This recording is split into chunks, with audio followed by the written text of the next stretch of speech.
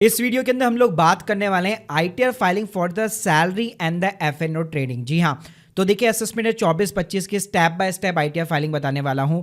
आपको अगर एफएनओ के अंदर प्रॉफिट हो रखा है या लॉस हो रखा है, बुक्स ऑफ अकाउंट्स मेंटेन करते हो, नो अकाउंट का केस है, तो कैसे आपको रिपोर्टिंग करनी है, क्या क्या डॉक्यूमेंट्स की रिक्वायरमेंट रहती है, और एफएनओ और सैलरी दोनों के कॉम्बिनेशन के थ्रू कैसे आप टैक्स भी बचा सकते हो, तो ये सारी जानकारी भाई देने वाला हूं एक ही वीडियो के अंदर। यार स्टार्ट करने से पहले बताना चाहूंगा, अगर अफोर्डेबल कॉस्ट के ऊपर अगर आप एक्सपर्ट के थ्रू अपनी एफएनओ की आईटीआर फिलअप करना चाहते हो, एक डिस्काउंट लिंक मैंने यहाँ पे डिस्क्रिप्शन बॉक्स में डाल रखी है, जहां पे आप हमारी सर्विसेज अवेल कर सकते हो और आप हमारे रिव्यूज भी चेकआउट कर सकते हो। पहले बात कर लेते कि भाई क्या क्या डॉक्यूमेंट्स यहाँ पे लगने वाले हैं। तो अगर सैलरी वाले पर्सन है तो फॉर्म 16 अगर आपके पास में है तो सबसे बेटर है, वरना बेसिकली आपके पास फॉर्म 16 होना चाहिए। इसके अलावा आपको एक टैक्स पेंडल स्टेटमेंट डाउनलोड करना पड़ेगा अपने ब्रोकर से। तो एग्जांपल के लिए जैसे कि अगर मैं ज़ीरोधा की बात करूं या किसी भी ब्रोकर की बात करूं, नॉर्मली आपको अपना एक टैक्स पेंडल का स्टेटमेंट देखने को मिल जाता है। जैसे ज़ीरोधा में आप फाइनेंशियल ईयर सेलेक्ट करिए और Q1 से Q4 का एक एक्सेल बेस आप स्टेटमेंट डाउनलोड कर सकते हो। अब इस एक्सेल बेस स्टेटमेंट के अंदर खास बात क्या होती है, आपको खुद कभी भी कुछ मैनुअल कैलकुलेट नहीं करना पड़ता है। सिंपली यहाँ पे आपके जो भी एफ एंड ओ का टर्नओवर होगा और आपने जो भी प्रॉफिट या लॉस कमा रखा है वो भी आपको प्रॉपर दिखाई देगा, यानी आपको कभी भी मैनुअल कैलकुलेशन लगाने की जरूरत नहीं पड़ती है। कि चलिए इसकी मैं मोटी मोटी आपको कैलकुलेशंस भी बता देता हूं। जैसे अगर मैं ऑप्शन टर्नओवर की बात करूं कि ऑप्शन टर्नओवर कैसे कैलकुलेट किया जाता है, तो देखिए जो भी आपका प्रॉफिट या लॉस होता है हर ट्रेड के ऊपर, तो आपको सिंपली उसकी एक एब्सोल्यूट वैल्यू लेनी पड़ती है। एब्सोल्यूट वैल्यू का मतलब यह है कि अगर मान लीजिए यहाँ पे कोई किसी जगह पे आपको लॉस भी हो रखा है तो उसको भी आपको एज ए पॉजिटिव यहाँ पे ट्रीट करना पड़ेगा। जैसे एग्जांपल के लिए मैंने यहाँ पे जितना भी यहाँ पे प्रॉफिट एंड लॉस था, प्लस माइनस में था, उसको सबको एक एब्सोल्यूट वैल्यू कर लिया। अब यहाँ पे आप देख सकते हो जो सम आ रहा है वो यहाँ पे जो है 1,14,28,000 रुपये आ रहा है। और सेम यहाँ पे आप देख सकते हो ज़ीरोधा के स्टेटमेंट के अंदर भी सेम यही चीज़ यहाँ पे मेरे को दिखाई दे रही है। तो जो भी आपका प्रॉफिट एंड लॉस होगा उसका जब आप एब्सोल्यूट वैल्यू निकालेंगे तो वो सिंपली आपका एक तरह से टर्नओवर हो जाता है। अब बात करते हैं कि भाई एफ एंड ओ को कई लोग ना स्किप कर देते हैं, सोचते हैं कि यार इससे क्या ही फर्क पड़ेगा। तो पहली चीज तो ये कि रिपोर्टिंग भाई कंपलसरी है। सेकंड थिंग ये कि अगर आपके मान लीजिए लॉसेस भी है तब भी उसको रिपोर्ट कीजिए, आपको उसका बेनिफिट मिलता है। आप 8 साल तक उसको कैरी फॉरवर्ड कर सकते हो और अपने फ्यूचर के जितने भी प्रॉफिट है भाई उसको सेट ऑफ करके टैक्स भी बचा सकते हो। साथ में मान लो अगर करंट ईयर में भी लॉस है ना और आपका अच्छा खासा शॉर्ट टर्म कैपिटल गेन है, लॉन्ग टर्म कैपिटल गेन है, या अदर इनकम जैसे बैंक का इंटरेस्ट हो गया, डिविडेंड की इनकम हो गई, या कोई भी अदर इनकम है, तो भाई वो भी जो है पूरी की पूरी यहाँ पे सेट ऑफ हो जाती है। तो उस पे भी करंट ईयर में भी आपका बहुत अच्छा खासा टैक्स बच जाता है। तो चलिए मैं आपको सीधा लाइव ले चलता हूं फाइलिंग के ऊपर। ये अपने मैं पोर्टल के ऊपर आ चुका हूं। तो सबसे पहले फाइल इनकम टैक्स रिटर्न, यहाँ पे मैंने अपना 24 और 25 सेलेक्ट कर लिया है। मोड अपना ऑनलाइन रखेंगे, कंटिन्यू बटन पे क्लिक करेंगे, स्टार्ट न्यू फाइलिंग बटन पे क्लिक करेंगे, स्टेटस आपका इंडिविजुअल रहेगा। फॉर्म देखिए आईटीआर 3 फाइल करना पड़ेगा। आईटीआर 3 के अंदर ही केवल एफ एंड ओ और इंट्राडे के साथ में कैपिटल गेन और सैलरी रिपोर्ट की जा सकती है। तो आपको आईटीआर 3 सेलेक्ट कर लेना है। प्रोसीड विद आईटीआर 3 बटन पे क्लिक करना है और सिंपली यहाँ पे लेट्स गेट स्टार्टेड बटन पे क्लिक करना है। ये आपसे रीजन पूछेगा, आप अदर रीजन को सेलेक्ट कर सकते हैं, कंटिन्यू कर सकते हैं। अब यहाँ पे आप देखेंगे काफ़ी सारे शेड्यूल्स पूछने वाले हैं। नॉर्मली आपको इनकम वाले कॉलम के अंदर आना है। अगर आपकी सैलरी से इनकम है और एफ एंड ओ से इनकम है तभी आप आईटीआर 3 फाइल कर रहे हैं, तो ये सैलरी वाला शेड्यूल आपका चेक बॉक्स होना चाहिए। इसके अलावा यहाँ पे जो कैपिटल गेन वाला है उसको भी आप चेक बॉक्स कर लीजिए। और बिजनेस के आप देखेंगे बाय डिफॉल्ट सारे चेक बॉक्स होते हैं। बाकी अगर आपका होम लोन चल रहा है उसका बेनिफिट वगैरह लेना चाहते हैं तो यहाँ पे हाउस प्रॉपर्टी वगैरह या रेंटल इनकम दिखाने के लिए भी इसको आप चेक बॉक्स कर सकते हो। तो भाई यहाँ पे काफी सारे आप देखोगे शेड्यूल्स खुल जाएंगे और 1 बाय 1 करके आपको यहाँ पे कंफर्म कराना होता है। वैसे आईटीआर 3 सबसे ज्यादा कॉम्प्लिकेटेड होती है क्योंकि एक बहुत ही लंबा चौड़ा 80-90 पेजेस का ये फॉर्म होता है। तो शुरुआत करते हैं सिंपली जनरल इन्फॉर्मेशन के साथ में। तो देखिए अगर आपके एफ एंड ओ के ऊपर कोई भी टैक्स ऑडिट एप्लीकेबल नहीं है तो यहाँ पे आपको ड्यू डेट जो है 31 जुलाई सेलेक्ट कर लेनी है। लेकिन मान लीजिए अगर आप टर्नओवर के लिमिट्स क्रॉस कर चुके हैं, काफ़ी ज़्यादा हैवी लॉसेस वगैरह अगर आपके हैं, तो उस केस में डेफिनेटली आपको टैक्स ऑडिट की तरफ भी जाना चाहिए। तो यहाँ पे मैंने 31 जुलाई सेलेक्ट कर लिया है। नीचे आऊँगा, यहाँ पे मेरे को बोलेगा कि आप रिजीम को चेंज करना चाहते हैं। तो देखिए सबसे पहले बेस्ट ऑप्शन यही रहेगा कि आप हमेशा रिजीम को बाय डिफॉल्ट रहने दीजिएगा, नो रहने दीजिएगा, और न्यू टैक्स रिजीम के साथ ही आपको आईटीआर ड्राफ्ट करनी है। फिर अगर आपको लगता है कि यार मेरा टैक्स काफ़ी ज़्यादा बन रहा है, चलिए एक बार मैं देख लेता हूँ कि ओल्ड टैक्सेस में कितना मेरा टैक्स बन रहा है। तो वापस यहाँ पे जनरल इन्फॉर्मेशन के अंदर आइए और ये ऑप्शन जो आपने नो कर रखा है उसको आप यस कर सकते हो। इससे आपको पता लग जाएगा कि ओल्ड टैक्स के अंदर मेरा कितना टैक्स या मेरा कितना टीडीएस का रिफंड बन रहा है। उसके बाद में भाई यहाँ पे ऑडिट की इन्फॉर्मेशन है। तो सबसे पहले है कि 44AA। तो देखिए अगर आप बुक्स ऑफ अकाउंट मेंटेन करते हैं तभी इस ऑप्शन को आपको यस करना है, वरना सिंपली नो रखना है।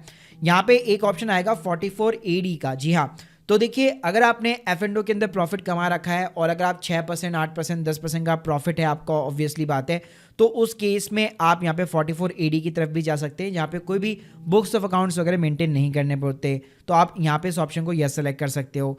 इसके अलावा अगर आप टैक्स ऑडिट के लिए लाइबल हो तो आपको यस ऑप्शन पे क्लिक करना है, और ये चीज़ें तो ऑब्वियसली आपका सीए ही जो होगा वो बेसिकली यहाँ पे फाइल करेगा। अब देखिए यहाँ पे सबसे पहले आता है नेचर ऑफ द बिजनेस। तो देखिए F&O जो होता है उसको एक बिजनेस की तरह ही ट्रीट किया जाता है कि आप एक ट्रेडिंग कर रहे हो भाई बिजनेस के अंदर। तो यहाँ पे बाकायदा आपको एक NIC कोड सेलेक्ट करना पड़ेगा। F&O के लिए मैं आपको बता देता हूँ, अदर फाइनेंशियल इंटरमीडिएट सर्विसेज, ये आपको सेलेक्ट करना है।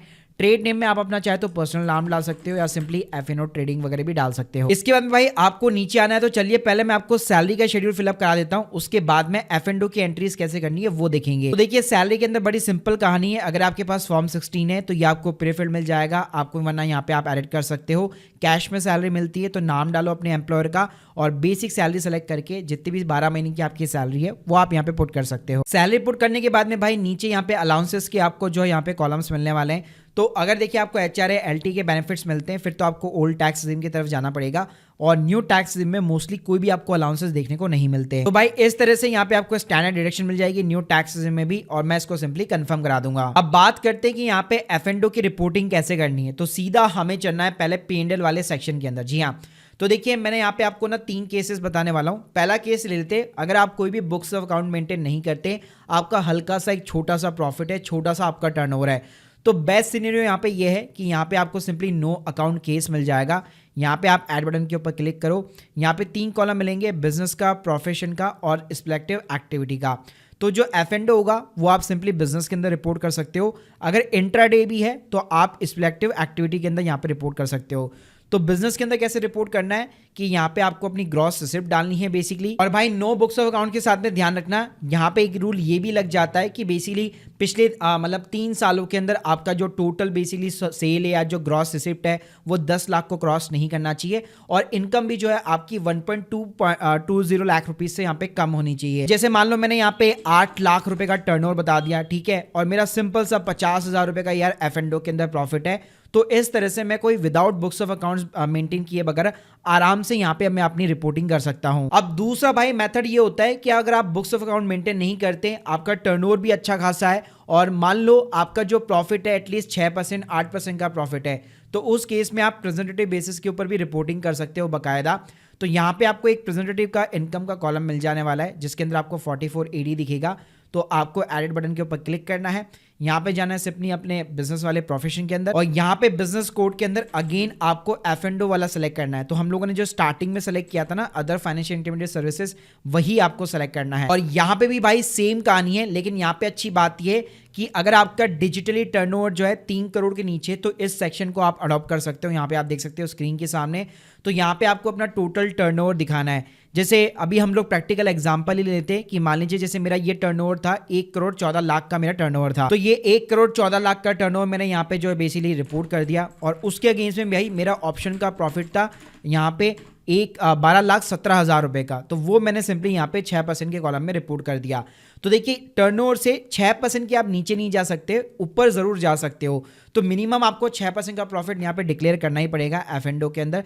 तो यहाँ पे अगर आप कोई बुक्स अकाउंट मेंटेन नहीं करते, 44AD के साथ में जाते हो, तो इस तरह से बकायदा आप अपने F&O की रिपोर्टिंग कर सकते हो। अब भाई बताना चाहूंगा तीसरा तरीका जिसके अंदर आप प्रॉपर बुक्स अकाउंट्स वगैरह सारी चीजें मेंटेन करते हो, आपको सब कुछ यहाँ पे जितने भी एक्सपेंसेस वगैरह सब कुछ आपको मालूम है कि मेरे F&O ट्रेडिंग में क्या क्या एक्सपेंसेस हो रखे हैं। तो भाई उस केस के अंदर सिंपली आपको ये ट्रेडिंग अकाउंट के अंदर जाना पड़ेगा, और यहाँ पे सबसे पहले जो कॉलम मिलेगा रेवेन्यू फ्रॉम द ऑपरेशन का, यहाँ पे आपको ऐड डिटेल्स के ऊपर सिंपली क्लिक करना है, एडिट बटन के ऊपर क्लिक करना है।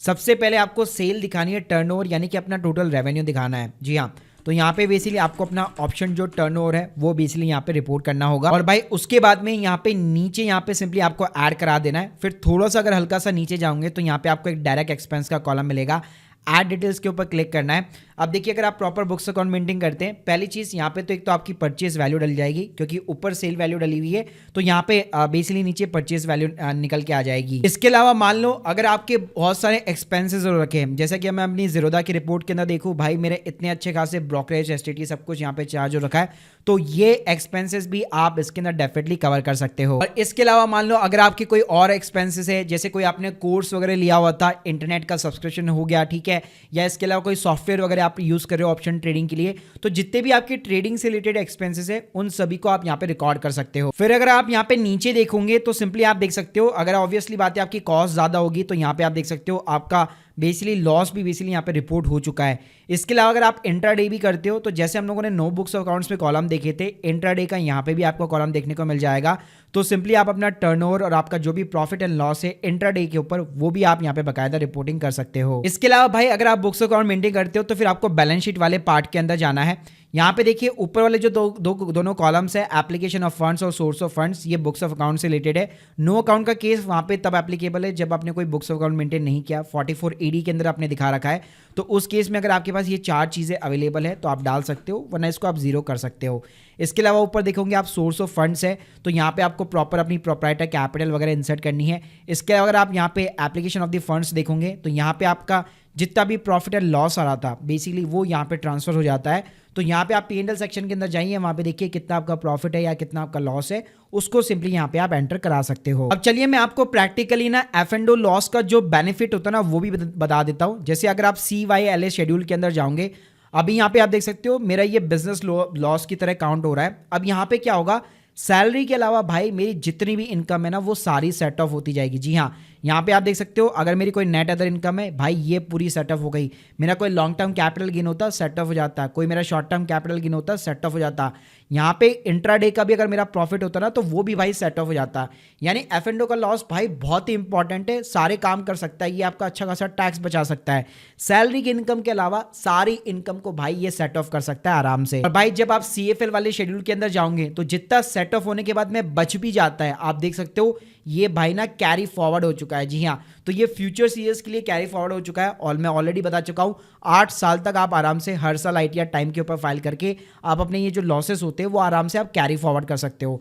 तो अगर F&O भाई ट्रेडर हो, लॉस भी अगर आप कर रहे हो ना तो ITR को फाइल करना मत भूलिएगा, काफी ज्यादा आपको एडवांटेज यहाँ पे मिलने वाले हैं। उसके बाद के गाइस अगर आप कॉलम देखेंगे तो नॉर्मल से कॉलम्स होते हैं, जैसे आपका अदर इनकम का कॉलम हो गया जिसको आपको यहाँ पे कंफर्म कराना है। अगर मैं इक्विटी के अंदर करता तो मैं अपना शेड्यूल CG के अंदर शॉर्ट टर्म लॉन्ग टर्म मैं दिखा देता, वैसे इसके ऊपर मेरे ऑलरेडी सेपरेट वीडियोस ऑलरेडी बने हुए हैं।